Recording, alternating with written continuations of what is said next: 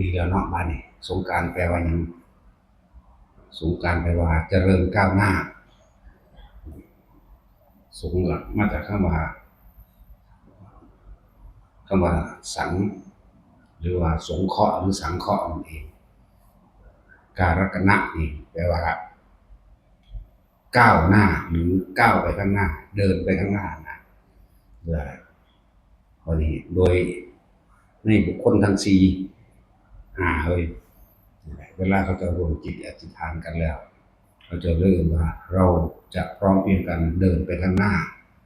ที่แปลว่าก้าวหน้านั่นเองบ่เป็นเลขเก้าเด้ก้าวไปข้างหน้าเดินไปข้างหน้าร่วมกันเราให้ทุกคนเห็นความสำคัญในพระพุทธศาสนาทุกอย่างคำสอนหรือคำพูดต่างๆวิชาความรู้ต่างๆดูแลต้องออกมาจากเพิ่นนะว่าแม่นเพิ่งจะเป็นเพิ่งจะมีได้แม้โลกนี้ดับไปต่อไปก็จะมีผู้นำขึ้นมาบอกคือเก่ามาบอกเรื่องนี้แหละสั่นโลกนี้สิดับไปหลังจากสิ้นศาสนาของพระพุทธเจ้าสิริยะในไปอยู่บ่โดนดับ1,240,000เท่าไรปีนี่ล่ะลบเอาตัวพันมันเนาะประมาณนั้นแหละแล้วอีก100,000 ปีต่อไปข้างหน้าหลังจากพระศรีอริยะมีไปนั่นแหละก็100,000 ปีข้างหน้าเป็นดวงอาทิตย์สิเกิดขึ้นถึง7 ดวงใหม่ปุ๊บบริลาสัตว์เดรัจฉานบ่เหลือคนที่ไปสวรรค์ก็ไปเลยคนที่ตกนรกก็ตกอยู่ซั่นแหละเดรัจฉานบ่มี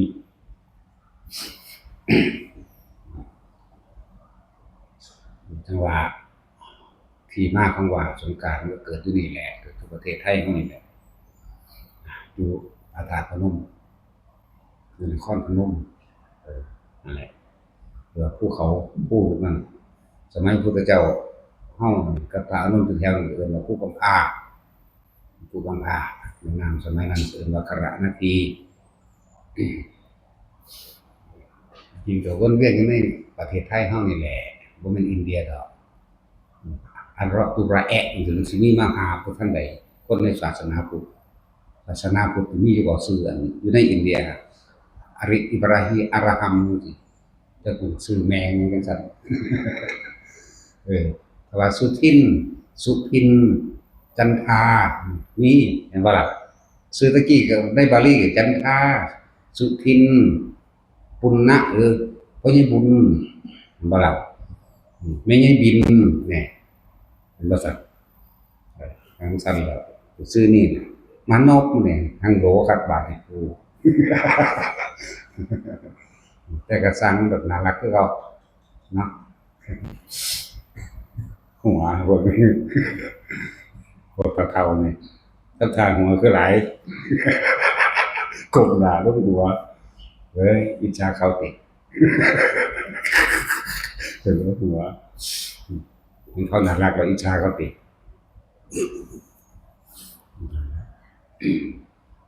หลายอย่างที่คนบ่ฮู้ที่มาของมันต้นกำเนิดของมันนะแหละแม้กระทั่งว่าเป็นหยังเฮาคือมีวันพระแรม8 ค่ำหรือแรม15 ค่ำหรือขึ้น8 ค่ำหรือขึ้น15 ค่ำเห็นบ่ล่ะพุทธเจ้าเพิ่นบ่ได้ตั้งเอาโดยบ่ได้อาศัยหลักวิทยาศาสตร์เด้วิทยาศาสตร์ล้วนๆเด้อันนี้แต่ก่อนบอกที่หลังดอกวิทยาศาสตร์เวลาแรมน้ำมันสิลงน้ำมันสิลงคอยลงอากาศมันสิร้อนและเดือนมันสิมืดเห็นบ่ล่ะเดือนมืดน้ำทะเลก็ลงตามธรรมดาแล้วน้ำทะเลมันลงมวลอากาศและไอน้ำคือว่าอะไรมันเลยเกิดความร้อนโลกมันก็ค่อยๆหมุนไปจริงๆมันหมุนบักเร็วมันค่อยดอกแต่ว่ามันเลยเอียงเข้าไปใกล้ดวงอาทิตย์คนสมัยแต่ก่อนโบราณตะกี้ก็สิมักบ่นมักขี้มักลักตอนแรมเห็นบ่ล่ะหมายถึงเดือนมันมืดมันแรมแล้วก็คนก็สิจิตใจร้อนมีความโลภและโทสะเกิดขึ้นกับก้อยกันเร็วก็เลยเป็นแรมต่อมาเพิ่นก็เลยว่าก็ซั่นเอาแรม8 ค่ำและ15 ค่ำเพราะคนได้เข้าวัดก็ว่าฟังธรรมะเพื่อสกัดกั้นค ความโกรธสะกดกัดกันความร้อนที่มันเกิดจากอากาศโดยภายนอกไหลเข้าสู่ภายในคือใจของเราเองก็เลยให้เขาวัดฟังธรรมะ8 คำและแล่ม15 คำหลังจากพ้นแล่ม15 คำมาแล้วเรื่องโลกมันก็โคจรไปรอบดวงอาทิตย์ไปแล้วมันก็ห่างดวงอาทิตย์ออกเล็กน้อยน้ำมันก็สิหนุนขึ้นน้ำทะเลเฮาทั่วโลกนี่ก็หนุนขึ้นไอน้ำก็จะเกิดแตกกระจายอากาศก็เลยเกิดความเย็นแล้วก็ดวงอาทิตย์มันก็สิส่องสอดระหว่างโลกพัดเข้าไปสู่ดวงจันทร์แต่ว่ามันเลยเกิดความรู้สึกว่าเป็นสีเหลืองๆเป็นสีเย็นๆดวงจันทร์น่ะเห็นบ่นั่นแหละบัดนี้คนสิบ่ค่อยรักค่อยปล้นค่อยจี้ในตอนกลางคืนเด้กลางคืนเพราะว่ามันเดือนหลายมันเห็นกันเนาะแต่ว่ามันสิอารมณ์ไปอีกแบบนึงเด้เว้ยพวกนี้สิมีอารมณ์สุนทรีย์เด้อารมณ์ราคะสิเกิดพวกนี้โดยเฉพาะวันพระเนาะแต่สิมีว่าแต่ที่จะมาเข้าวันพระมันบอก15 คำมันบ่เจ้านี่มันราคาเกิดการ15 คำเด้ว่าลูกรับแบบว่าว่าโกยกันว่าเสร็จแล้วเพิ่นก็เลยให้มาเข้าวัดฟังธรรมแหน่อันขึ้น8 คำและขึ้น15 คำตัวเป็น15 คำได้มันแจ่มกว่าเนาะพอคนที่ไปดื่มน้ำผึ้งพระจันทร์กันก็สิไปถอนเดือนเต็มนี่เด้แม่ว่าซั่นนั่นแหละนี่วิธีมาของการตั้งวันศีลวันพระของเพิ่นก็มีแล้วก็ที่มาคำว่าสงกรานต์เกิดขึ้นจากพระพุทธเจ้าเฮานั่นแหละสมัยเป็นเสวชาติเป็นโพธิสัตว์เขาจะมารวมตัวกันคนหลายก็เลยเอิ้นว่าสงเคราะห์หรือสงสังเคราะห์นี่คือรวมเข้ากันรวมหมู่ใช่ว่าแบบนี้การรัตนะนี่นะเอิ้นว่าเจริญก้าวหน้าหรือก้าวไปข้างหน้าเดินสงกรานต์ เช้านี่ก็บอกไปแล้วล่ะผู้ใดบ่ฟังก็ไปฟังเอาเช้านี่เหตุที่เพิ่นเป็นหยังจังได๋ตั้งต้นมาแบบนั้นนั่นแหละที่นครพนมหรืออยู่พระธาตุพนมสิเป็นที่ประดิษฐานกระดูกหน้าอกพระพุทธเจ้าบางที่ก็4กระดูกหน้าอกบางที่ก็ให้ปลาร้าเป็นทุกองค์พร้อมแล้วก็มีมาตรการในพร้อมแม่นสิตั้งโลกใหม่ตั้งแบบใดตั้งตลอดแสนโลกต่อไปในข้างหน้าก็เป็นแบบเก่านั่นแหละจากว่าเป็นจังซั่นแหละบอกให้แปลกประหลาดไงเราบอกแต่ตามตำราหลายก็มันน่าเบื่อเนาะตำราผู้ใดก็อ่านได้ตัวลองฝึกหัดเบิ่งเด้อผู้ใดอยากรู้มันสิรู้จังสิออกแต่ว่าก็อิงตำราและอาจารย์เฮาก็บ่ได้ทิ้งเพราะว่าตำราและอาจารย์เป็นผู้บอกทางให้เฮาบอกทางแต่ว่าเฮาเป็นคนดื้อเป็นคนบ่เชื่อคนเฮาเลยต้องฝึกหัดปฏิบัติเอาเองบ่เชื่อแล้วบ่แม่นลบหลู่เด้ในความหมายของคำสอนพระพุทธเจ้ากูสิทดสอบเบิ่งถ้ากูเฮ็ดเบิ่งแล้วบ่เป็นบ่แม่นกูจังสิทิ้งเด้อย่าว่าล่ะนั่นแหละคือบอกว่าแต่ละคนอย่าไปเชื่ออิหยังง่ายๆเด้อให้เชื่อมั่นตนเองอย่าไปโทษผู้อื่นเกิดเองทุกข์ยากลำบากเพียงใดก็เจ้าของเฮ็ดมาเองเด้สุขสบายหรือร่ำรวยก็เจ้าของได้เฮ็ดมาเองบ่ได้เกี่ยวกับผู้อื่นเฮ็ดให้จึงบอกว่าอย่าไปโทษผู้อื่นเหมือนกันกับที่เพิ่นว่าครูนั้นมีอยู่แต่บ่มีผู้เข้าไปหาผู้หมอนั้นมีอยู่แต่ไม่มีผู้เข้าไปให้หมอรักษาเห็นบ่ล่ะถนนนั้นมีอยู่ทางนั้นมีอยู่แต่ไม่มีผู้เดินทางจะไปโทษทางโทษหมอโทษครูก็ไม่ได้ต้องโทษตนเองก็คือบ่ฝึกบ่หัดบ่ฆ่าตั้งแต่ต้นอย่างดึง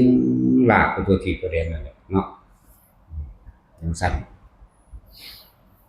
อาว่าให้ทุกคนนั่นนะเชื่อมั่นถ้าเฮาจะใช้เหตุผลตรรกะต่างๆในการไขข้อและพิจารณาแล้ว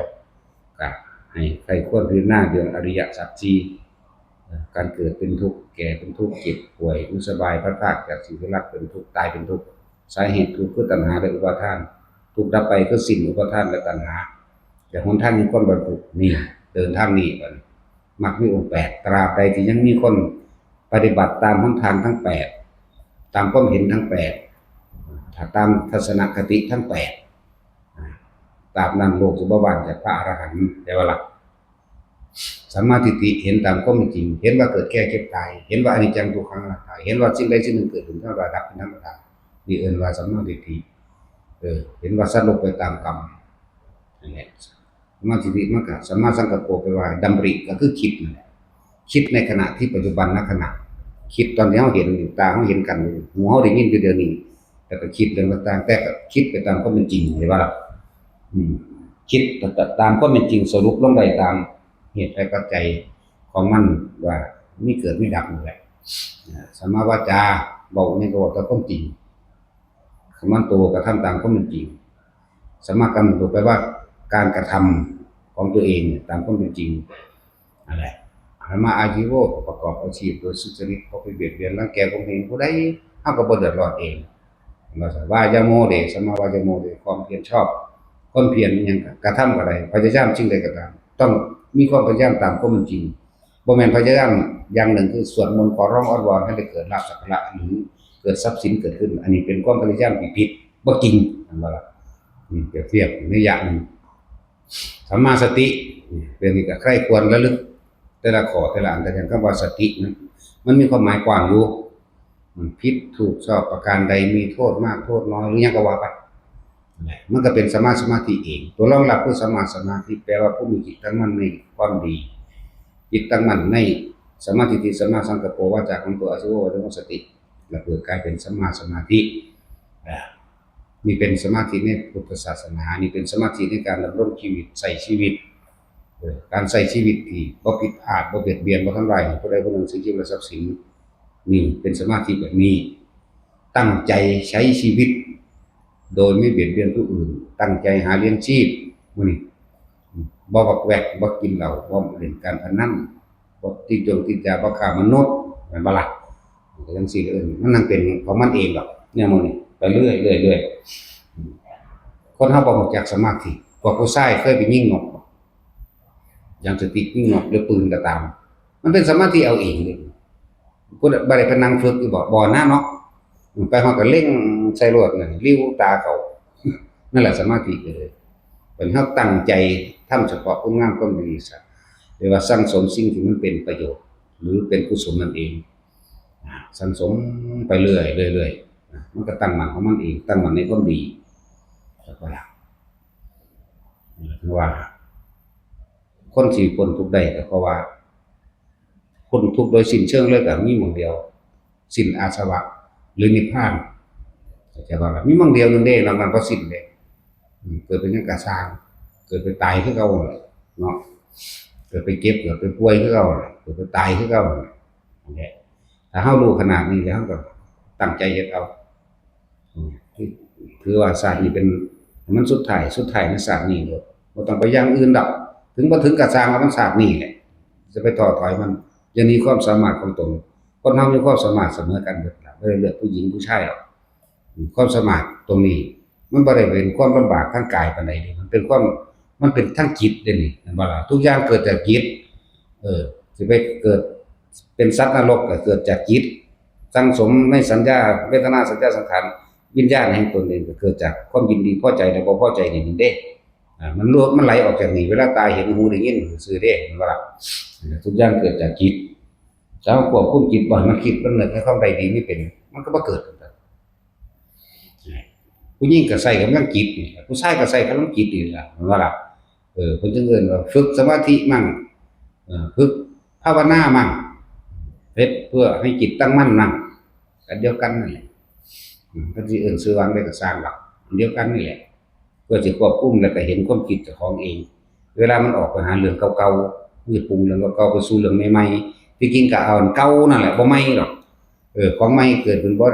ไปคิดถึงเรื่องใหม่ๆมันคิดบ่ได้ดอกต้องอาศัยเรื่องเก่าต้องอาศัยสัญญาต้องอาศัยเหตุแห่งการทรงจำคนเฮาเป็นทุกข์หรือเป็นสุขก็อาศัยความคิดจังสุขจังทุกข์เนาะถ้าบ่คิดสุขกับทุกข์เกิดบ่ได้เด้อารมณ์เกิดบ่ได้เด้นั่นแหละคือเฮาคิดถึงบุคคลที่เคยรักคิดแต่ก็เป็นทุกข์เพราะคิดเป็นห่วงเขาคิดฮอดเขาเนาะแหน่ก็อาศัยความทรงจำเก่าๆความจำเก่าๆเรื่องเก่าๆคิดอยู่จังได๋เนาะนั่นแหละสิไปคิดเรื่องใหม่เลยมาคิดบ่ได้บ่ทันได้ไปเป็นเนาะ สั้นแหละอะไรคนถึงว่าถ้าผู้ใดดับสัญญาใดเวทนาก็บ่เกิดถ้านิโรธะดับความคิดปรุงแต่งในความใดดีมีเป็นอยากได้อยากดีอยากมีบ่เป็นบ่มีนะบ่แม่นสัญญาเวทยิตะนิโรธสมาบัติเด้อันนั้นพวกเขาได้กสิณพวกเขาได้ฌานแปดเรียกว่าล่ะสมาบัติแปดเขาก็เข้าฌานธรรมดาเขานี่แหละเฮารู้สึกว่าไปตั้งขังๆให้เขาซื่อๆเนาะขังเขิงยังดอกตายไว้แล้วล่ะไปก็เลยเห็นบ่ซะหรือยังอยู่ถ้ายังก็เห็นมันก็นั่นแหละว่าให้เข้าใจคำว่าปัจจุบันนักขณะถ้าเรารู้คำว่าปัจจุบันถ้าเรารู้คำว่าสติถ้าเรารู้คำว่ารู้สึกตัวนี่อีกอันหนึ่งมันก็อยู่แค่นี้แหละก็ต้องไปยังมากจับจุดอุณาโลมใดณจุดใดจุดหนึ่งที่เรากำหนดขึ้นเป็นเอกะแปลว่าหนึ่งเอกคตาจิตหนึ่ง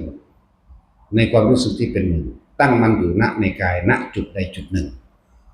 คนที่กำหนดไปแล้วก็ตั้งปุ๊บไว้หน้าผากก็ได้ตั้งปุ๊บไว้บนกลางหัวก็ได้ตั้งปุ๊บไว้ในกลางสมองไปยังไงตั้งปุ๊บไว้ตั้งอกหัวใจก็ได้ว่าจิตหนึ่งตั้งไว้จุดเดียวจุดหนึ่งจิตหนึ่งอยู่จังสั่นอยู่กับมั่นแค่นั้นความคิดมันบ่ออกไปความรู้สึกพอใจและบ่พอใจกับผู้คนสัตว์สิ่งของมันก็เกิดบ่ได้เวทนามันก็บ่มีก็พอใจบ่พอใจเกิดบ่ได้มันก็ดับกันนี่แหละเฮ็ดแค่นี้ล่ะบ่ต้องไปยังมากหรอกอันอื่นๆก็มันเป็นของหลอกลวงเฮ็ดเฮาเนิ่นช้าซื่อๆดอกเรื่องฤทธิ์เรื่องเดชเรื่องหูทิพย์ตาทิพย์แต่ว่ามากเด้เนาะว้ายธรรมดามากเด้แนวจังซี่คนคือฝึกมโนมยิทธิเครื่องกำลังจะไปยากหยังจำพระมาไว้กลางหน้าผากส่งภาพอันนั้นเอาไว้ให้มันหายเดี๋ยวมันก็เป็นเอาเองดอกว่าล่ะของเขามันก็เป็นเอาเองเขาก็บ่ยากแล้วของเขาเป็นตะโดนเนาะเป็นตะเด็กน้อยโดยจักหยังซั่นฮู้เห็นอันนั้นอันนี้ฮู้เห็นมันตะกุ่นแหละมันนั่งไปจับลงไม้คนเบิ่งบ่ได้มันเป็นระดับข้างในนั่งรับตาจังเห็นจังเป็นว่ากูหาวิธีมันเห็นแจ้งๆโจ่งๆก็ได้มื่นตาเฮ็ดบัดมื่นตาเฮ็ดก็ได้คือกันแต่ว่ามันไปดึงไม้คนเบิ่งนำบ่ได้อ้าวแบบใดน้อก็ฝึกนอนเล่นตุซ่าน้ำนอนเมดน้ำน้องไปวัดตะกี้มันใสแล้วมันจะเป็นคืออันซ่าน้ำพาเฮาไหลไปเลยเป็นคือน้ำลึกๆๆๆๆไปเลยก็ค่อยเป็นวงกลมเข้าอันนี้เป็นทรงกลมมันถ้าวงมันต้องมีขอบแต่ว่านี่เป็นทรงว่ากลมนั่นแหละงับอยู่หรือเป็นปากกายทุกได้บ่ปั๊บก็เดียวเป็นตัวบางๆอีหยังที่มันมีในใจที่มันสิคิดออกไปของมันเกิดเป็นภาพเป็นเสียงเป็นหยังต่างๆเป็นคือหนังปุ๊บไปเลยเด้เป็นเอาเองมั้ยมันก็ได้แต่เบิ่งมันอยู่หั่นแล้วนั่นแหละโดนเติบอยู่ดิไว้ชั่วโมงนึงหลายเป็นกลับอยู่ดิบ่ได้ว่าได้ศาสตร์เรียกว่าล่ะชั่วโมงนึงไหลปุ๊บไปเป็นเรื่องเป็นราวแต่ว่าเร็วครับนั่นแหละพวกมโนยิทธิก็เฮ็ดจังซั่นล่ะจำพระเอาก็ได้ดึงพระมาไว้ตรงกลางหน้าผากเจ้าของนี่ก็ได้พระที่เฮามักนั่นน่ะนี่พระพุทธเจ้ามื้อนี้ก็ได้พระพุทธรูปสีเหลืองสีขาวสีเหลืองสีแดงมันได้ทั้งหมดนะมันก็เป็นกสิณสีไปเลยตัวนั้นบ่ล่ะว่าแต่หลักการก็ได้ดอกนั่งจำพระไปนั่นบ่ฮัตว่าโรหิตกสินังโลหิตกสินังก็ได้ดอกนั่นบ่ล่ะแต่ว่ายังละแท็กซี่โลหิตคือหยังสั่นบักหามึงเลือดมันสีใดสั่นโอ้ยปีกวนเลือดสีขาวเลือดปูนั่นเลือดสีขาวเนาะนั่นแหละสีเหลืองเดชเฮ็ดหัวเสียงแยงมันคือคิดหยังบ่ได้แต่มันบ่มีในความจำอันนี้หัวเสียงแยงนี่มันสิตันเด้เห็นว่าเพราะว่ามันบ่มีในบันทึกมันบ่มีสัญญาเด้ซั่นแต่มันมีสัญญาในความทรงจำท่องจำทั้งสื่อทั้งเสียงทั้งสื่อแล้วก็ทั้งสีแต่ว่าจังนิรกสิณมันหยังสีหยังสีเขียวมันบ่ล่ะนี่นิระแปลว่าเขียวจังซี่แหละโลหิตะสีแดง เฮาสิจำทั้งภาพทั้งสื่อได้เพราะเฮาบ่มีสัญญามันก็เลยนึกบ่ออกโอทาตกะมันจะแบบปีตกะนั่นแหละสีเหลืองเรียกว่าปีตกะเฮาก็จำชื่อมันได้พร้อมจำสีมันได้พร้อมบ่ได้ยากกสินน้ำดิก็อาโปกสินังอันบ่ล่ะกสินลมวาโยกสินังจังล่ะกสินดินมึงจักปฐพีบ่เดี๋ยวนี้พระสุธาหรือปฐพีก็ได้ทั้งนั้นแหละใส่ชื่อใดก็ได้ปฐพีกสินังก็ได้หรือว่าดินก็ได้จักว่าล่ะได้ทั้งหมดนี่ว่านั่นล่ะว่าอันนี้แหละอันเฮ็ดให้เฮาว่าเจ้าของเก่งบ่ใช่บ่อันแนวมื้อนี้แหละอันเนี้ยมันดำดินขึ้นบน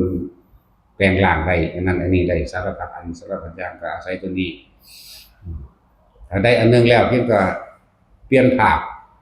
ผู้ใดได้อันใดอันนึงแล้วเด้อสิบอกเปลี่ยนภาพและเปลี่ยนสื่อของมันแค่นั้นเองสมมุติว่าคนที่ฝึกกสิณดินไปแล้วอยากได้กสิณน้ำก็เปลี่ยนสื่อกับเปลี่ยนภาพเปลี่ยนเป็นรูปน้ำก็เปลี่ยนสื่อมันได้ว่าล่ะตรงสั้น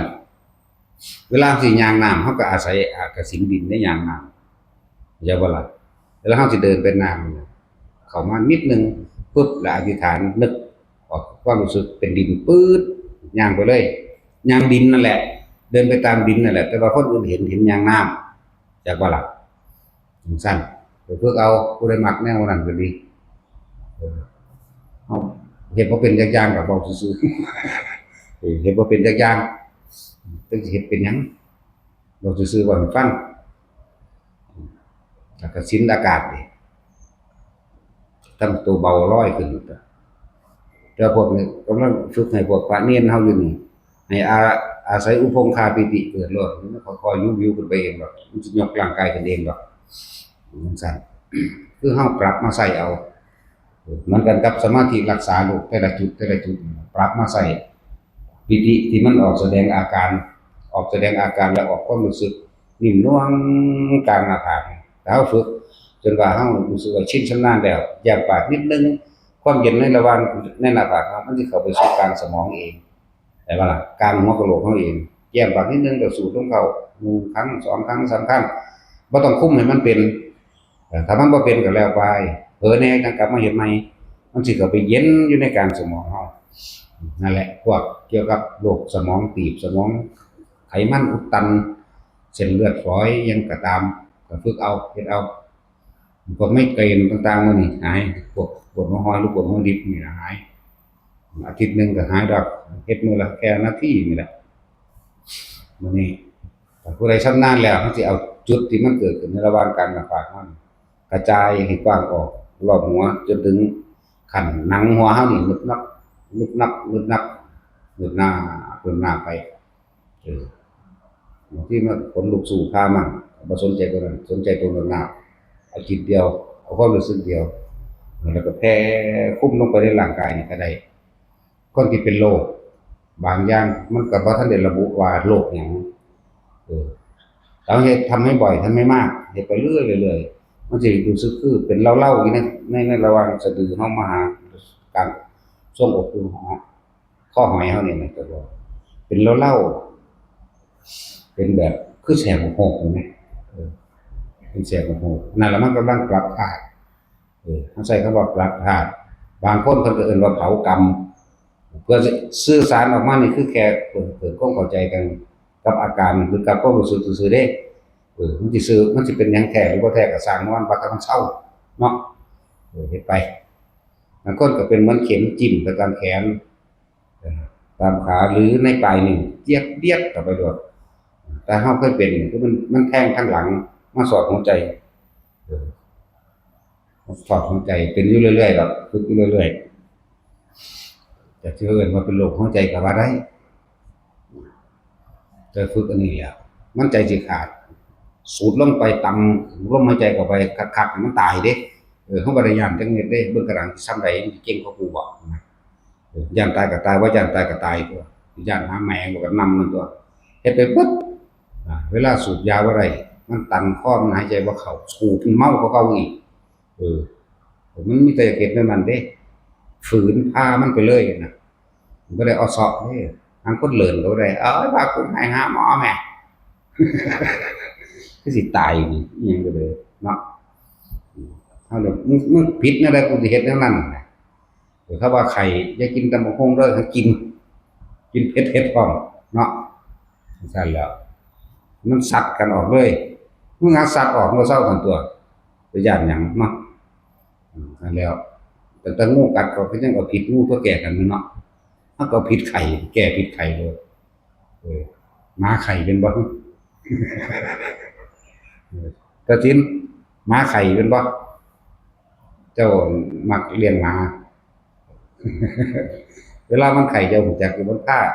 ไปเอายาพารามากินอยู่บ่ไปหาหมออยู่บ่สังเกตหมาไข่มันไปกินใบตะไคร้ใบไผ่ถ้ามันสิเศร้าซะมันเป็นหวัดนี่มันสิอักออกหวัดเดียวนี่เป็นหากออกมาเฮาก็ไปจื้อยาน้ำหมาก็ได้ตัวมันคนก็เศร้าได้คือกันใบตะไคร้กับใบไผ่มันสิกินปนกันมันสิกินให้หากออกมามื้อนี้ แล้วพอเข้าฝึกสมาธิแล้วมันรักษาโรคมันก็เป็นของมันเองครับธรรมดาปีติหานี่ขุทกายปีติอาการขนลุกขนพองสยองก้าวขนขิงลุก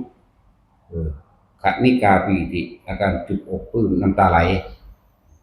ภารณาปีติมีอาการโยกบุดดังว่านั่งอยู่ในอ่างน้ำที่มีคลื่นซ่าๆเรียกว่าภารณาปีติ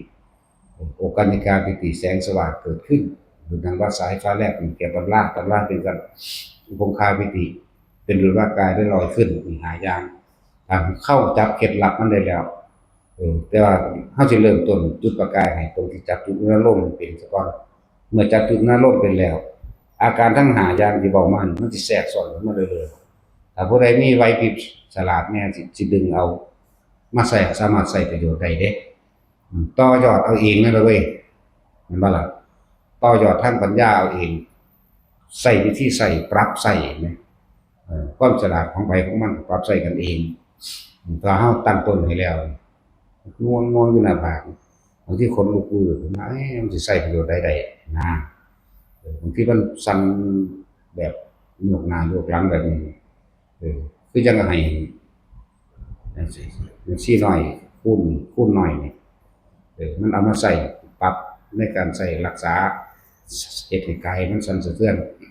แต่ว่าบอกไว้ก่อนว่ามะเร็งกระดูกพรุนจะไปสั่นเดี๋ยวมันสิผุกว่าเก่ามะเร็งกระดูกพรุบ่ให้ใช้ตัวหลักตัวหนึ่งตัวมันสั่นตัวมันโยกบ่ให้ใช้มาสำหรับมะเร็งกระดูกพรุนะตัวธาตุร่างกายกันมันบ่ทนได้พอมันสั่นอยู่ภายในแห้งเด้มันสั่นสะเทือนภายในแห้งเด้เสื่อมจะออกมาจากคอแขนเฮาได้คอแขนนั่นแหละเอาไปปรับใส่อย่างอื่นใส่ได้ทั้งนั้นทุกโรคยกเว้นแต่มะเร็งกระดูกพรุมะเร็งอื่นๆได้แต่ว่าล่ะมันสั่นพวกเป็นประสาทพวกมื้อนี้จังใส่จับจุดหน้าลมเลยแต่จะให้มันเข้าลึกทดลองเอาตัวแยมปากมั่งอุดหูมั่งหรือหยังก็แล้วแต่เฮ็ดได้ทั้งเบิดนั่นแหละคือทดสอบเอาเองแหมนั่นแหละการโยกจังซี่มันก็เลยเป็นแขนโยกแต่ว่ามันสิแทรกซ้อนขึ้นมาดอกไม่หายางบางทีกายลอยขึ้นดุจกายลอยขึ้นมื้อนี้ถ้าเฮาเข้าใจคำว่าดุจกายลอยขึ้นเฮาใส่วิธีถอดความรู้สึกออกจากร่างกายก็ได้เด้แต่ว่าเวลามันเจ็บมันป่วยมันปวดใส่อาการปิติโดยอุปงคาปิติลอยเหมือนกับว่าเป็นมโนมยิธิเต็มกำลังได้บัดถอดความรู้สึกถอดตัวนี้ออกไปเบิ่งมันก็ได้นี่ต่างหากนี่คือเฮาใส่กับวิธีการแปลงแปลงใส่เบิดได้นี่จากวันอันตัวตรงก็มีอยู่มันฝึกยากบ่บอกในตำราก็บอกอยู่วิธีฝึกในกสิณ10นะในวิสุทธิมรรคไปเบิ่งที่สมาธิและนิเทศวิธีปั้นกสิณวิธีเดืองกสิณวิธีนั่งห่างนั่งไกลนั่งต่ำนั่งสูงกี่คืบกี่นิ้วกี่ศอกบอกเบิดต้องอาศัยอยู่ไกลบุคคลผู้ใดอย่าให้มีความปริโภคกังวลในต่างๆมื้อนี้มันบ่ล่ะแต่นี่เฮาใส่วิธีปรับใส่เพื่อดึงอาการออกจากชั้น1 2 3นี่ดึงเอาความรู้สึกต่างๆ อันเป็นปีติมาใส่เรียกว่าเอายอดมันมาเฮ็ดเลยเด้พวกเขาก็ไปฝึกไปต่อยอดเอาตัวนั่นแหละเวลาโอกกันนิกาปีติหมายถึงว่าแสงสว่างที่เกิดขึ้นถ้าเขาจับแสงสว่างอะไรหนึ่งเกิดขึ้นได้ปุ๊บเขาให้มันนิ่งได้เหมือนกับเขาย้ายจุดอุณหภูมินึบย้ายไปที่บนศีรษะได้ย้ายมาที่กลางอกได้ตอนนี้เขาก็ใช้หลักการเดียวกันจับเอาแสงสว่างที่เกิดขึ้นเรียกว่าอะไรจับเอาแสงสว่างที่เกิดขึ้นให้มันตั้งมั่นให้มันบ่ให้มันเคลื่อนที่มันอยู่แบบนั้นเมื่อมันบ่เคลื่อนที่แล้วถ้าก็มันสิเป็นของมันเองบัดนี้มันสิเปลี่ยนกลายเป็นดุจดังว่าประกายขึ้นเมื่อกลายเป็นดุจดังว่าประกายก็สิไปเป็นเหมือนกับกว้างๆใสๆเกิดขึ้นมาใสนี่คือทะลุไปได้เลยจากรู้หยังก็นึกเอาในหั่นเนี่ยมันก็สิปุ๊บมาเองดอกมีวิธีปรับใส่อันปกติเฮาเฮ็ดเป็นเบิดแล้วแต่ว่าเฮาสิแผงคือจากลื่นคู่เรียกว่าเป็นบักปรับแบบนี้เบิ่งก็น่าหั่นน่ะเฮ็ดเล่นเฮ็ดทดลองเนาะนี่แนวอันที่เขาเจ้าใส่เข้าเลื่อนถาดเข้านี่เอาขึ้นไปนั่งเลยเด้นั่งแล้วมันคือน้ำก็โยกดีแล้วก็โยกไปโยกมาที่บัดนี้เฮาลองหยุดมันบ่หยุดมันหมุนปล่อยหมุนเลยเออนี่น่ะพวกเฮาใส่เข้าเวลาเกณฑ์ของเข้าพระนี่มันก็หมุนคงรวมอยู่ผู้เดียวแล้วกวักกาบอยู่เฮ้ยเฮ็ดทดลองเว้ยเออสมัยตะกี้มันก็เป็นเน้นน้อยหรือเน้นใหญ่บ่รู้ล่ะมันผู้เฒ่าเพิ่นว่าโอ้ยโคตรแม่งเอิ้งยามใดมันสิหนีจากกูเด้ซั่นเหลียใจมันบ่หนีเออจะเสียงดังกว่าเก่าฟังร้องอยู่หั่นแหละเฮ้ยเฮ็ดบ่สุดแนวดอกใช้วิธีเอาตะโปมาตัดจักหน่อยแล้วไปยืนขึ้นแล้วนี่ก็เอามือหนึงจี้ไว้กับไม้ก็หมุนลุ่นๆอยู่ธรรมดาว่ะล้มเลงเปงปางก็มีเฮ็ดเล่นเว้ยแต่เขามักทดสอบว่ะแต่ว่าใช้วิธีแปลงแผลงคือนิสัยคนไทยแหละรถอันใดมากูเรียนแบบไปเบิดเนาะรถเขาใส่100 ปีแต่กูยังใส่ได้เฉยเห็นว่าตัดสินบ่มีทิ่มดัดแปลงไปใหม่เบิดเป็นซั่นตัวตรงเขาก็เฮ็ดเป็นเบิดแล้วศีล10อสุภะ10นะรูปฌานอรูปฌานต่างๆเฮ็ดเป็นได้ล่ะเด้อมันธรรมดามื้อหายเฮ็ดแนวเป็นแผงมันก็น่าแปลงใส่ก็ล้วนแล้วแต่เป็นเครื่องอยู่ล้วนแล้วแต่เป็นทรงอารมณ์มันเป็นกุศลมันบ่ไปคิดฆ่าไผเด้นั่นจักว่าเป็นการพอกพูนกำลังคิดที่เกิดขึ้นจักว่าล่ะคือฝึกให้พวกเจ้าคืบมือมีผู้ใดมาฝึกให้เดี๋ยวนี้บ่มีได้ล่ะเฮาทดลองเอาเองเบิดเด้นี่คือเบิ่งแล้วจับก้อนหินมาวางไว้ก็คือบ่ข้ามบ่ได้บัดนี้ก็ลองทดสอบอยู่ผู้เดียวนั่นแหละเลื่อนของได้ก็บัดนี้เลื่อนบึคิดเอาเด้แต่ว่าต้องเป็นในความรู้สึกรู้จักว่าล่ะบ่แม่นคิดเอาคือคนทั่วโลกคิดเด้บ่ได้คิดแบบนั้นน่ะใส่ความรู้สึกเหมือนกันกับเฮาย้ายความรู้สึกตัวนี้ที่เราว่าแท็กซี่เฮาสามารถย้ายบนหัวก็ได้ลงกลางสมองก็ได้หน้าอกก็ได้หรือให้วิ่งไปทั่วตัวก็ได้บัดนี้เฮาเป็นความรู้สึกอยู่ในก้อนหินนั่นเลื่อนไปตัวเป็นของเหลวเป็นเครื่องอยู่ซื่อๆพอบ่ได้ศูนย์คนนั้นสั่งคนนี้ซื่อๆเฮ็ดเล่นไปนั่นแหละแต่ประโยชน์มันมีเด้เวลาสิเกิดอุบัติเหตุอันใดอันหนึ่งนั่นน่ะเฮาสามารถเป็นรถสิแล่นชนเด็กน้อยหรืออันใดหนึ่งสิตกใส่หัวเขาเฮาสิถอดความรู้สึกนึกออกไปซื่อๆเท่านั้นสิ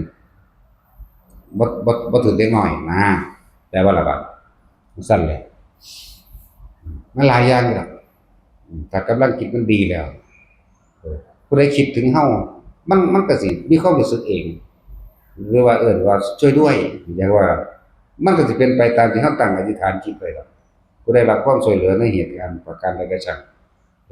ถ้านึกถึงแล้วตัวนี้มันสิเป็นไปเองว่าเอิ้นว่าอธิษฐานไว้ผู้ใดต้องการความช่วยเหลือแบบใดตัวนี้มันสิเป็นของมันเอาเองแต่ว่ามันพันคนแสนคนมันสิมาลงผู้เดียวบ่ได้ก็ต้องกระจายไว้เถอะเนาะแยกภาคบ่แม่นตายภาคเนาะตัดสินมีเสากันได้แบบนั้นก็นำไปด่าแยกออก มันกับเขาเป็นสถานีเดียวแต่ว่าเขากระจายออกไปตามเขากับปรับคืนรับด้วยวิทยุนี่แหละเนาะคืนรับภาพรับเสียงได้คือโทรทัศน์นั่นแหละแต่มันจะตั้งตัวขอความช่วยเหลือแบบใดตัวนั้นก็สิแสดงเองดอกหรือเป็นเครื่องเล่นซื่อๆดอกเฮ็ดไปซ้ำตายบ่ได้เฮ็ดไปหยังมันไปแต่ซ้ำตายซื่อๆคือมื้อนี้เราก็สามารถไปทดลองแตกแขนงไปอย่างอื่นอีกก็ได้กระดาษออกจากผ้าเราก็สามารถแตกแขนงหรือต่อยอดไปอื่นๆอีกก็ได้แม้กระทั่งเอาตัวเองออกจากผ้าพระมื้อนี้เขาเอาเนียนนะโมกิ่งออกจากผ้าแล้วก็กิ่งออกเลยบ่แม่นเนียนนะโมขังเด้พวกนี้เด้พวกนี้เด้กำลังคิดก็ดีเองเขากิ่งพับมันเข้าไปคือพับนั่นแหละพอเขากิ่งขึ้นมาน่ะมันก็คูรูเรื่องผ้ามันเด้แล้วเอาพูดน้อยๆเด้อส่วนแต้วอ้วนอย่าไปกิ่งเด้ ต้องใส่ผ้าใบคลุมรถพุ่นเด้อันรุ่นนั่นล่ะเนาะรู้จักบ่ผ้าใบคลุมรถรุ่นรถพ่วงเห็นไหมเอากิ่งไปแล้วนะเอาเลยนะเลย ต้องใช้ผ้าใบแบบเย็บต่อกัน2ผืนพุ่นเด้รุ่นนั้นใหญ่โพดกิ่งคุณลุงอันบานี้จะเอาคนอื่นมาพลิกมันก็สุกเข้าไปต้องเอารถแมคโครมาดันกิ่งไป มันจังสิได้จังซั่นแล้วรถแมคโครน่ะเอามือเนี่ยพวกดันไปจังสิกิ่งให้แต้วใหญ่อันนั้นบ่แม่นแต้วคอโตปากปิงปากยันตาเหลือกแต่มาอยู่วัดป่วยโลดแต่ไปเล่นน่ะอีเขี้ยวทะแลน ยังเฮ็ดยังพูดจังซี่โอ้ยเตเสะอยู่อูดหูดจนหนังท้องไปเลยจังไป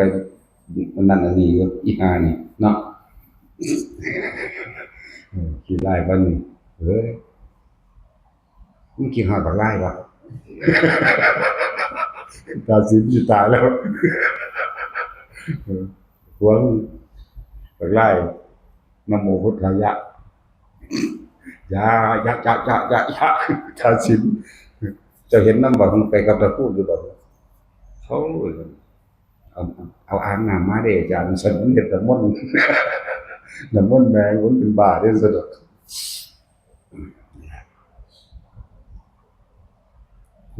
เล่นไปนั่นแหละมีหยังดอก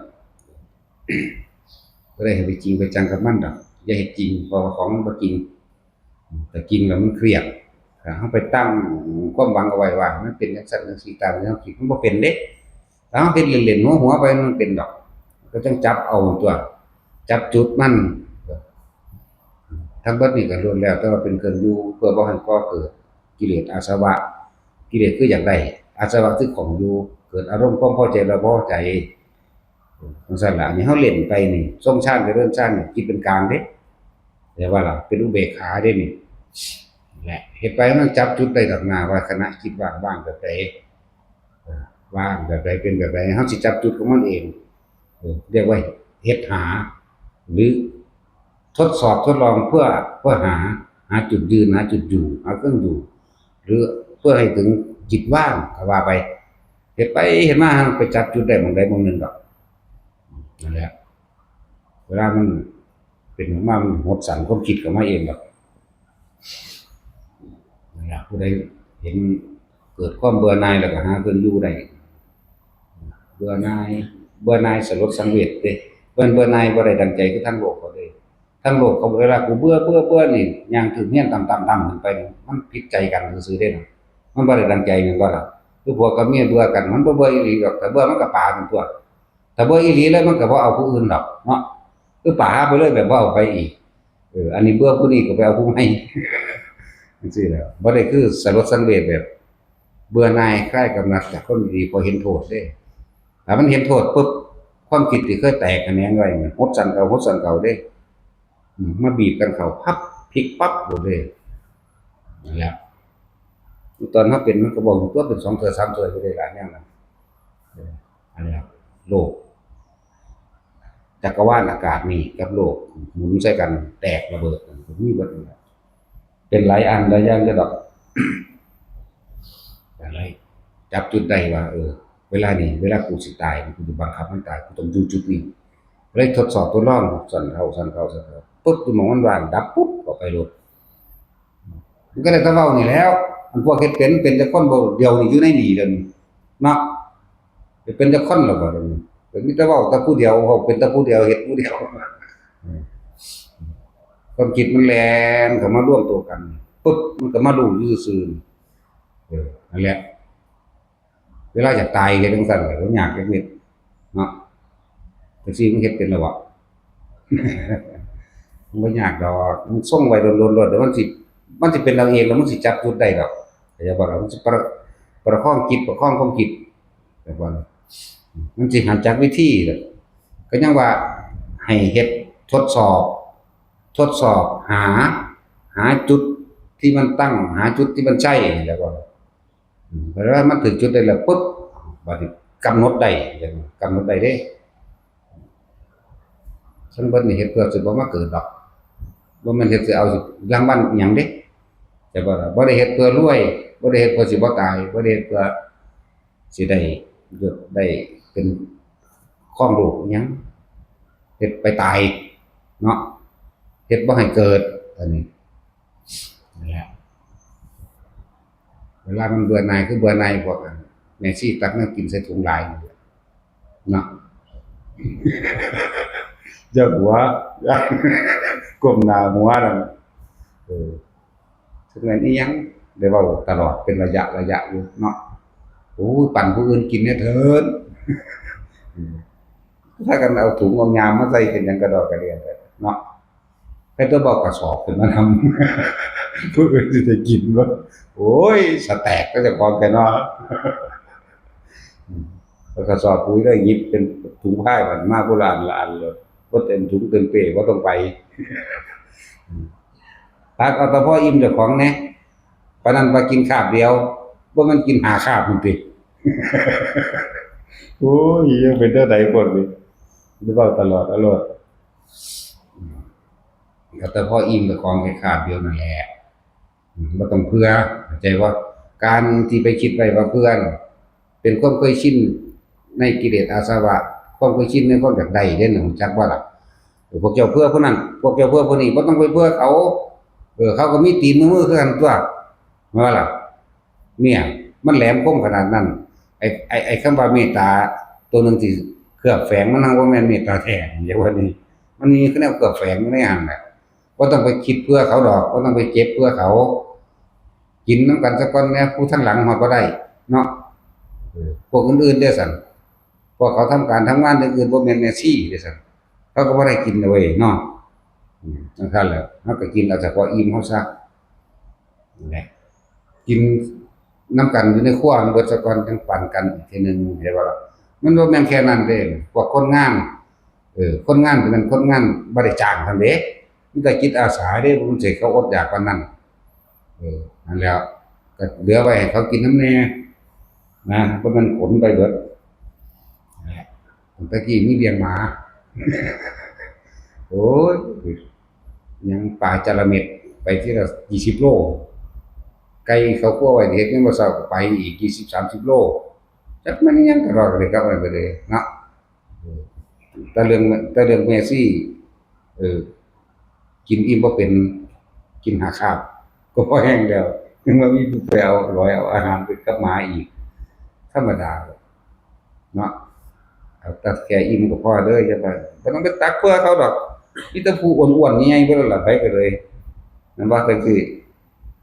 เขาหากินเอาเองก็บ่กินก็สร้างมันเป็นหยังอ้วนกะปั่นให้ทุกคนก็ยังบอกอยู่เรื่อยๆว่าให้คำว่ารักกันดุจดั่งแขนขาอวัยวะเดียวกันเขาคือเฮาคือเขาแบ่งปันเขาก็อยากอิ่มเฮาก็อยากอิ่มแต่บางทีเฮาก็อยากอิ่มอยู่แต่ว่าอยากเลยเถิดกว่าเขาหรือบ่แม่นลดลงมาเด้อให้มันพอดีพองามแหน่จักสิเอามาหยังกระสอบก็ได้เอาถุงมาถือแหน่ยามนั่นก็มาใส่ห้วยเอากระสอบบ่ได้เวลาสิลุกขึ้นไปขึ้นมันแบกใส่บ่า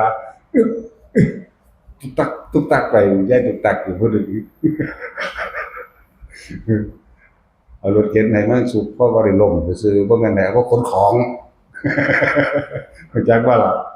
ตุ๊กตักตุ๊กตักไปมันธรรมดาเด้นั่นเอากว่าหมู่อีกขาบ่ดีนั่นเนาะ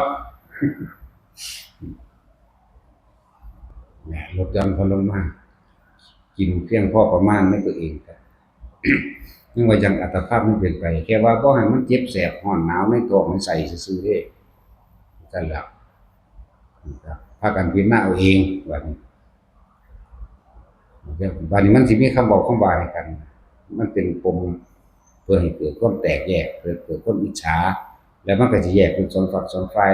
แล้วมันก็สิดึงคนอีกคนหนึ่งมาเห็นตามความคิดเจ้าของเลยเกิดกลายเป็นชั้นกันก็เพราะฉะนั้นสิบอกทุกคนความสามัคคีเด้อจังสิอยู่ได้นะแต่ว่ามีความสามัคคีอยู่บ่ได้เด้มีผู้ใดผู้หนึ่งว่าลูกหลานทำร้ายนี่เอาแม่มึงคือว่ามึงเก่งแท้เด้มันสิสุกหลังกันใส่นั่นน่ะมันบ่ล่ะแต่ของก็บ่เฮ็ดนั่นแหละจังว่าบอกกันเรื่อยๆเรื่องความสามัคสมานสามัคคีอย่ารังเกียจกันอย่าเอาเปรียบกันอย่าอิจฉากันกินไปตายนะมันบ่ได้กินไปวันใดดอกนะสิกินหาข้าวมันกินไปตายแบบเศรษฐีมันสิกินกาแฟในถ้วยทองคำมันก็กินไปตายมันกินไปเป็นดอกเนาะจังซั่นแล้วบัดนี้แต่พวกเฮารู้จักแค่กินเพียงแค่ว่าอยู่ได้มันก้มกินหน้ากินน้ำอยู่ในร้อยควายมันก็อิ่มแล้วก็อยู่ซั่นน่ะแม่นว่าซั่นกินยามใดก็อิ่มยามนั้นเด้เนาะแท็กซี่มึงเป็นคือกูอยู่บ่กูกินข้าวมันก็อิ่มโลดกูบ่อยากโลดจักว่าล่ะแต่สินจะเป็นอยู่บ่เจ้ากินข้าวยังได้เจ้าอิ่มโลดแม่นบ่อิ่มแล้วเจ้าว่าอยากหยังโลดเด้เนาะแม่นบ่ล่ะจังซั่นจ้ะอย่าเป็นคนโหยหาอย่าเป็นคนหิวให้เป็นคนอิ่มให้เป็นเหมือนกินข้าวกินยามใดก็อิ่มยามนั้นบัดนี้ใจของเฮาสิกินหยังล่ะเข้าใจบ่ล่ะถ้าใจของเฮาความจิตของเฮานั่นน่ะมันอยู่ในกายของเฮาเองมันก็อิ่มแล้วเด้นั่นน่ะมันก็บ่โหยหามันก็บ่หิวมันก็บ่เจ็บแสบปวดร้อนในความรู้สึกแม่นบ่จังซั่นตัวสิบอกอยู่เรื่อยๆนั่นน่ะอาหารใจคือหยังก็คือลมหายใจอาหารใจคือหยังก็คืออาการปิตินี่เองเห็นบ่นี่แหละคืออาหารใจแต่มันกินอยู่ตลอดมันก็อิ่มอยู่ตลอดตัวมาล่ะอันนี้มันบ่ค่อยกินหรือบ่อิ่มก็ยังว่ากินยามใดอิ่มยามนั้นก็กินตลอดมันก็อิ่มยามนั้นตัวเนาะรถแท็กซี่อันนี้มันบ่ได้อยู่กับลมหายใจบ่อยู่กับความรู้สึกในกายของตนเองพูดมันไปโหยหาโหยหิวกับเรื่องอื่นๆพุ่นยังอยากรวยอยู่สิรวยไปหยังมันก็มันเลยตายบ่ทุกคนแล้วที่นี่ก็เลยเนาะเวลาใดที่เฮากลับมากินอาหารใจของเฮาเองคือลมหายใจนี่คือความรู้สึกในกายนี่กายเวทนาจิตเวทนากายจิตมันก็อิ่มปิติเบิกบานเรียกว่าอิ่มคือตลอดเออเพราะว่าเฮาบ่ได้ไปเสพอย่างอื่นเปิดภายนอกข้างนอกเฮาไปคิดถึงเรื่องนั้นเรื่องนี้บักนั้นบักนี้อยากได้นั่นอยากเป็นนี่เนี่ยโหยหาตลอดหิวตลอดบ่อิ่มเนาะกลับเข้ามาสู่ลมหายใจอยู่กับความรู้สึกในกายมันก็อิ่มของมันเองมันก็บ่หิวมันตัวนั่นแหละการกินอาหารกายกับอาหารใจจังซั่นมันหยังมาบ่ได้คือโทรตะรีดมันเพิ่นโทรมาตอนนี้หรือว่าแต่ฟาดทิ่มกันน่ะมันคือบ่ผิดของไผเนาะผิดให้เพิ่นนะผู้ใดผิดบ่เป็นว่าให้รู้จักเวลาเฮากินข้าวมันไปเฮาก็อิ่มยามนั้นบ่ค่อยเพียงเวลาเฮากินอาหารใจอาหารทิพย์ของเฮาเองคืออาการปิติอันเกิดจากลมหายใจตั้งมั่นเป็นหนึ่งแล้วมันก็อิ่มเหมือนกันมันก็บ่โหยหามันก็บ่หิวมันก็บ่เจ็บปวดแสบร้อนและกังวลมันบ่ได้มีหยังเด้บัดมันก็อิ่มอยู่ซั่นนั่นแหละแต่น้อยๆเฮาก็กินอาหารทิพย์ตัวนั้นทิพย์กับอาการปิตินี่คืออาหารทิพย์อยู่กับมันไปเรื่อยๆมันก็อยู่มันก็นิ่งของมันนั่นตัวแล้วมันสิเกิดหยังขึ้นมันเป็นสมาธิแล้วมันตั้งมั่นอยู่แล้วมันก็คอยเห็นนั่นเห็นนี่แต่ว่าเฮาบ่ไหลบ่คอยไปตามกับมันพอมันอิ่มจิตอิ่มอารมณ์นี่เกิดปีติปราโมทย์ก็เกิดชาภโรภิกุโนนี่เมื่อจิตเกิดปีติปราโมทย์แล้วก็ให้อยู่ในอาการปราโมทย์เป็นสมาธิเป็นที่สิ่งที่ตั้งมั่นดีแล้ว เมื่อตั้งมั่นดีแล้วเราจะเห็นอาการของจิตคือความคิดนั่นเองแต่ว่าเฮาสิบ่ไหลไปกับมันเราจะอยู่กับความรู้สึกอันเป็นหนึ่งความคิดก็อยู่ต่างหากมันก็เหลือแต่เฉพาะว่าขันธ์ภายนอกขันธ์ภายนอกเวทนาขันธ์เนี่ยแต่อาศัยกายเนี่ยเวทนาขันธ์สัญญาขันธ์สังขารขันธ์และวิญญาณขันธ์แต่ว่าล่ะสั่นมันก็อยู่ของมันเฉพาะของมันผู้รู้ก็รู้ไปเพราะว่าเฮาอาศัยกินอาหารทิพย์หยังก็ทิพย์อาการปิตินั่นแหละอาหารทิพย์แล้วภาวนาหนักๆอยู่หั่นบ่ได้ค่อยกินข้าวเด้บ่ได้กินหยังเลยบ่ว่าแต่ข้าวล่ะกินปิตินี่แหละเปรียบเทียบว่ากินปิติมันอิ่มอยู่ในจังซี่ของมันอิ่มอยู่ในความรู้สึกของเฮาเองความคิดมันบ่แล่นออกไปมันก็อิ่มอยู่หั่นแหละแม้บ่ได้กินหยังปานใดดอกมันสมควรสิตายแต่โดนตัวมันก็40กว่ามื้ออยู่เนาะแล้วเฮ็ดไปเฮ็ดหาเฮ็ดหาทดสอบทดลองหาแล้วเดี๋ยวสิจับต้นชนปลายหรือจับมันจับส้นได้จับอยู่ปั๊บอันตะบัดนี่แหละที่บอกแนวเล่นหลายๆอย่างนี่ว่าเสร็จเสียงปุ๊บพุ่งกระดาษออกจากผ้าก้อนหินออกจากผ้าปากกาหรือท่อนไม้ขวดน้ำหรือของพวกนี้บางคนได้แบบนี้ก็มีเด้ได้วิธีจับจุดจิตเป็นกลางแบบนี้ก็มีใช่ป่ะนี่คืบมือคืบแขนมื้อนี่บางคนก็ไปจับจุดแบบนี้ไปได้แบบนี้ก็มีเด้บ่แม่นแค่นี้เด้ที่สอนมานี่บ่แม่นแค่พวกเจ้าเฮาเห็นอยู่แค่นี้เด้เขาสอนมาตลอดเด้บวชบ่บวชก็สอนอยู่จังซั่นเด้บวชก็คือบวชบ่บวชก็คือบวชบ่บวชคือบวชบ่บวชบวชก็คือบ่บวชสอนมาแต่โดนแล้วเด้แนวหมู่นี้เออรุ่นแรกๆตายไปแล้วเด้รุ่น100ปีพุ่นเด้รุ่นแรกๆรุ่นย่าพุ่นเด้ไปแล้วรุ่นมันมีหยังแน่ล่ะมีแกมมีไงชื่ออะไรครับมันรุ่นพูนล่ะรุ่นแรกๆของซั่นจะเป็นเด็กน้อยพุ่นเด้สอนแนวหมู่นี้แนะไปเนี่ยเขาเจ้าก็ไปแตกแขนงเขาเจ้าเอาเองเด้บัดนี้เขาเจ้าก็ไปต่อยอดปัญญาเขาเจ้าเอาเองเฮาก็ได้แต่แนะส่ำนี้แหละแล้วนอกนั้นเขาเจ้าก็ต่อยอดเอาเองจังซั่นว่าพวกที่แนะนำให้พวกเขามันแนะนำเลยยิ่งกว่าตะกี้แบบว่าล่ะแล้วตะกี้อย่างหนึ่งก็แพงๆอยู่ดอกอีกแบบหนึ่งก็ดอกว่าเขาเว้าได้แต่ตอนนี้เขาก็บ่ได้คือเก่านั่นล่ะมาจังซี่ข้าวเลยมาปิดปากเตะปากแม่โลดผู้ใดมาฟังบ่ได้สั่งตัดสินออกรบลุยเผามีหยังอีกละบาดที่ให้ฝึกหัดเล่นนั่นน่ะมีผู้ใดร้อยตัวได้ระดับใดหรือยังพากันแอบเฮ็ดเอาร้อยตัวเฮ็ดตัวร้อยเฮ็ดจังได๋สำนึงหัวด่วนแน่ก็ย้านโลดโอ้ยมันหัวแตกมันเป็นหยังเนาะแต่เฮายังอีลุกปุกปักไปเบิดโลดนำเอาบ่เคยยอมแพ้บ่เป็นเด้อนี่แพ้บ่เป็นบ่แม่นสู้กับผู้อื่นเด้สู้กับเจ้าของเด้สู้กับผู้อื่นมันบ่ได้ย้านเด้บ่ได้ย้านผู้ใดในโลกนี้ย้านเจ้าของผู้เดียวแม่นบ่ซั่นย้านเจ้าของผู้เดียวเพราะการกระทำทั้งเบิดมันคืนมาหาเฮาเบิดเด้อซั่นสมมุติว่าไปฆ่าเขาฆ่าคืนซั่นนั่นแหละมันเป็นตาย้านเจ้าของเขาสิฆ่านั่นแหละอันใดที่เฮาทดสอบทดลองบ่ได้นี่บ่มีทางว่าสิยอมแพ้บ่เคยแพ้บ่แพ้เจ้าของนั่นแหละแต่มักเอาชนะเจ้าของเรียกว่ามันบ่แม่นแพ้แบบนั้นมันผู้อื่นบ่เกี่ยวกับผู้อื่นอันนี้ทดสอบทดลองไปคือแขนนี่คือก็สอนให้แล้วพากันไปแตกแขนงเอาเองพากันไปต่อยอดเอาเองกระดาษเอากับผ้าก็ต่อยอดเอาเองหลายอย่างก็ดอกแขนสั้นโยกหรือตัวลอยก็พากันไปแตกแขนงเอาเองเป็นเครื่องอยู่เครื่องเล่นนั่นเด้เฮ็ดไปซ้ำตายเดิบ่ได้เฮ็ดไปหยังเด้แต่ก็เดี๋ยวเฮ็ดไปเฮ็ดมาจับจุดได้ดอกหน้าปึ๊บเขารถมันเป็นดอกหน้าบางคนก็เกิด1คณะบางคนก็2 3คณะนี่แล้วแต่พวกนี้เฮาบ่รู้จักล่ะเป็นแล้วแต่คณะแม่งยามใดล่ะมั่วเบิดเนาะจังซี่เอาสวัสดีครับ